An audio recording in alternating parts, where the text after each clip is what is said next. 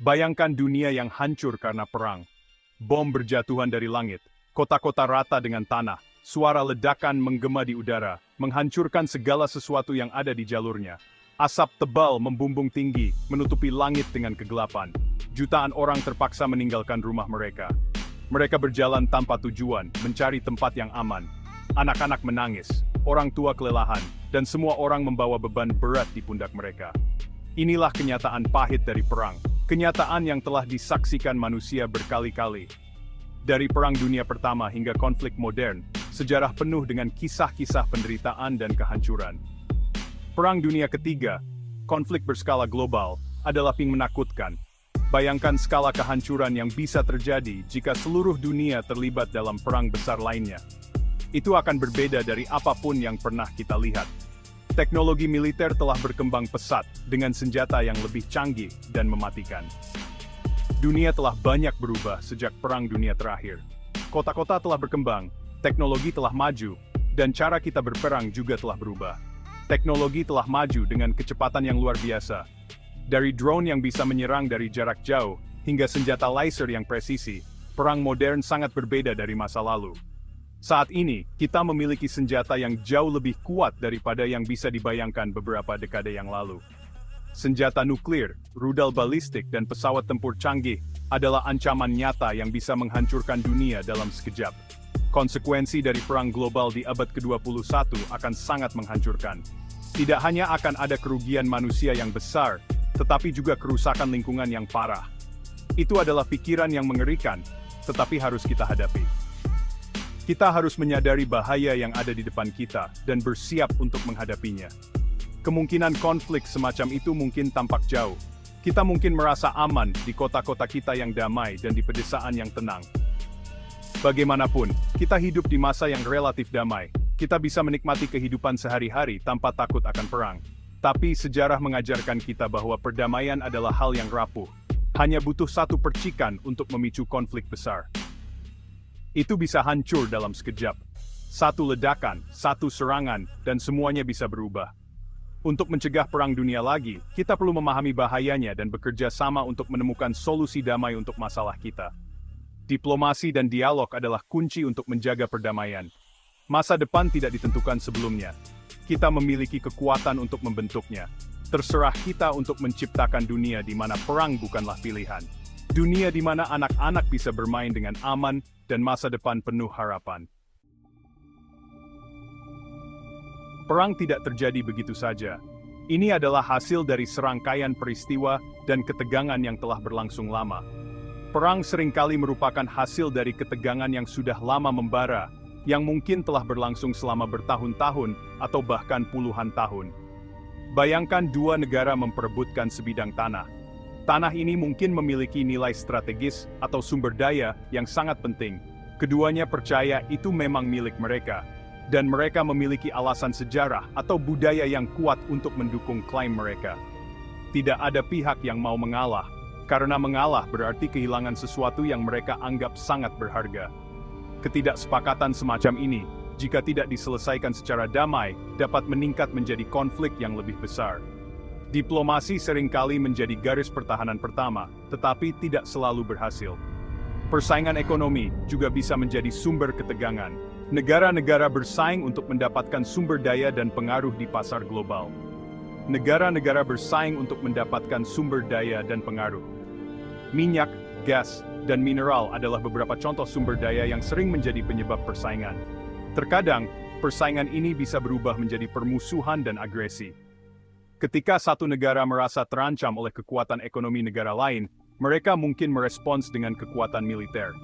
Pikirkan tentang dua perusahaan yang memperebutkan kendali atas sumber daya yang berharga. Persaingan bisnis bisa sama sengitnya dengan persaingan antar negara.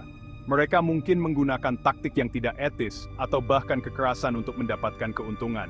Spionase korporat dan sabotase adalah taktik yang sering digunakan. Bentrokan ideologis adalah pemicu potensial lainnya untuk perang.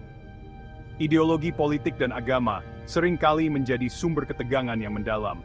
Negara-negara dengan keyakinan politik atau agama yang berbeda terkadang dapat saling memandang dengan kecurigaan dan ketidakpercayaan. Ini bisa menyebabkan ketegangan yang sulit diatasi.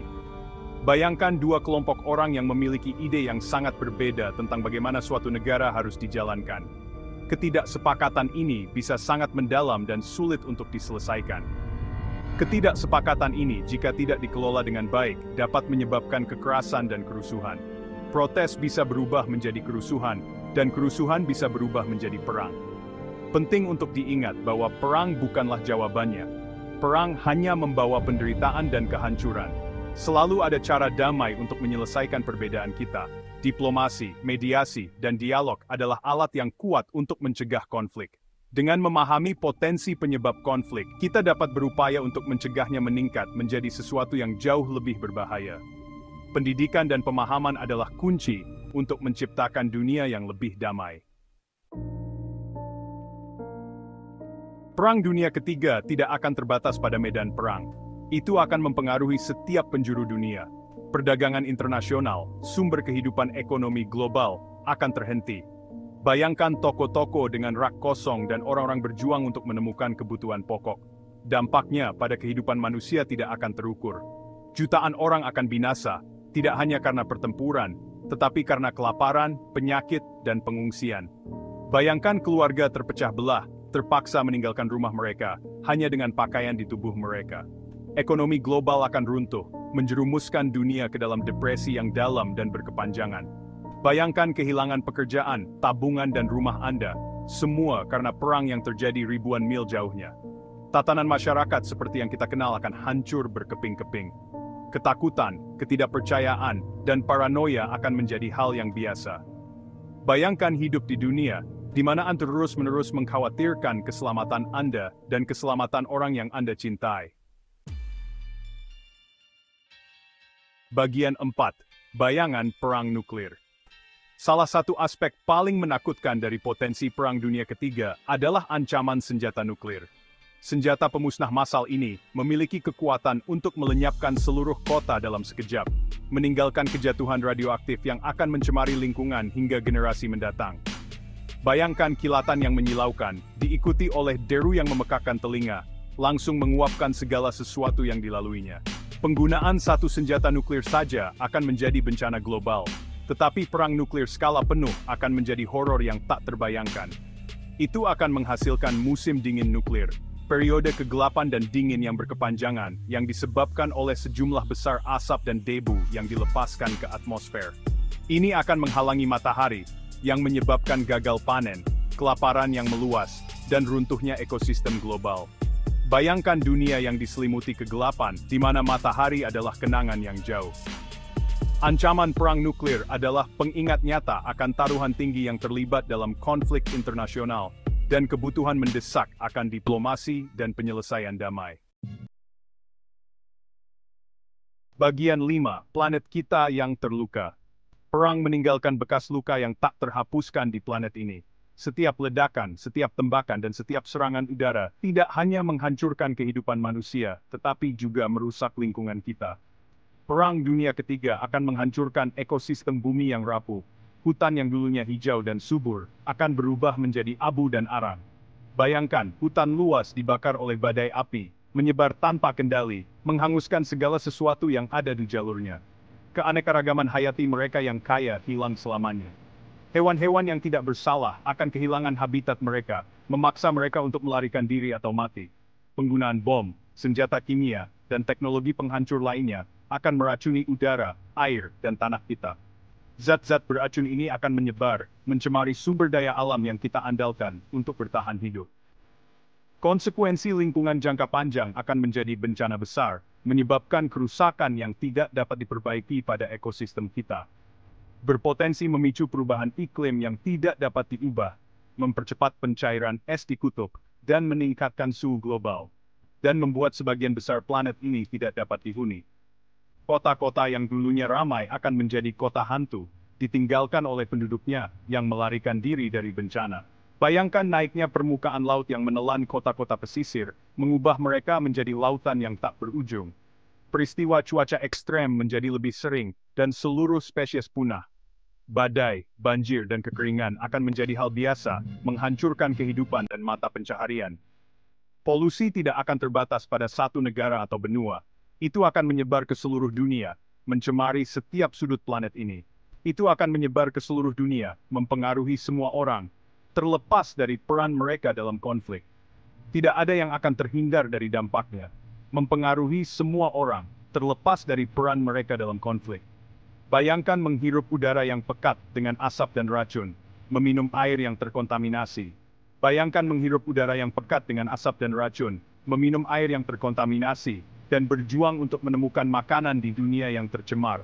Dan berjuang untuk menemukan makanan di dunia yang tercemar. Kita akan hidup dalam ketakutan dan ketidakpastian, tidak tahu kapan bencana berikutnya akan datang. Kita memiliki tanggung jawab untuk melindungi planet kita, bukan hanya untuk diri kita sendiri, tetapi juga untuk generasi mendatang. Kita harus bertindak sekarang untuk mencegah bencana ini terjadi. Bukan hanya untuk diri kita, tapi juga untuk generasi mendatang. Anak-anak kita berhak atas masa depan yang lebih baik, di planet yang sehat dan berkelanjutan. Dunia yang dilanda perang adalah dunia tanpa masa depan.